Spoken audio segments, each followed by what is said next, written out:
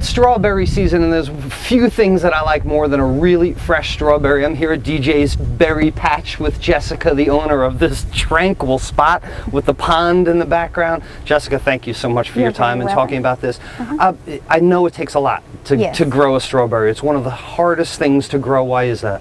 It's just because they need 24 hours a day care. You have to maintain your crop every day and check your crop every day, and it just requires a lot of, you know, in the fall when you plant them, you have to really maintain them, keep the deer out and other, you know, problems, and, you know, they need to check for disease or any other things, you know, that would probably, you know, harm your plants. We plant in October, and then you know, the deer, they're out during the winter and there's no food, so they, you know, will kind of mow your strawberries down.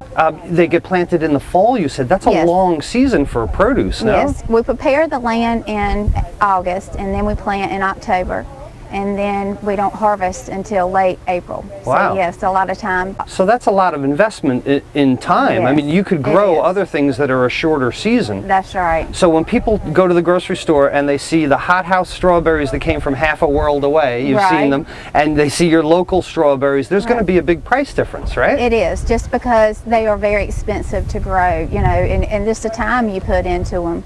So it's labor intensive, very labor, a long season, with perishable fruit that gets eaten by deer. That's right. So when you finally get one, you treat it like gold. and you should. When you go to the grocery store, think about those strawberries that you cut open in the middle and they're white.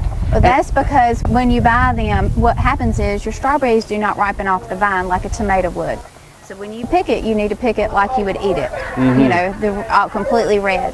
When they do that in the grocery store and they're white in the middle, that's because they picked them before they're ready to be harvested, and then they gas them to turn them red on the outside, but it doesn't turn them red on the inside. So then you get the strawberry with no flavor. Flavor, yeah, that's the prime thing for me. I want my food to taste really good, but that's got to affect the nutrients as well. If you pull something off before it's ready. Yeah, your nutrients, you're not getting the nutrients that you would if you let it ripen on the vine. This is why you have respect for strawberry farmers. This is why the labor intensiveness, the way that it can go wrong, but when it's done right, the flavor, the nutrition, so much better than what you find at your grocery store, so much better than the stuff gassed and trucked along the country. Jessica, thanks so much for your time. I have such respect for what you do. And everybody, you should have respect for it as well. It is worth an extra $1, $2, whatever you got to pay for good strawberries in season, get them in season. Don't eat strawberries in January. You eat strawberries when they come out of the ground. That's what we're talking about.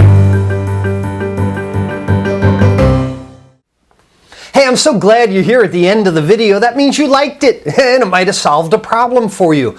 I'd love to have you join my cooking community, and to do that, all you have to do is subscribe with a button to your right. This way, you'll be among the first to know about my new videos. And if you liked this video, leave me a comment below. And then look to your right. There are going to be more videos that are just as valuable as this one to your cooking journey. Remember, it's not what you cook, it's how you cook that makes all the difference.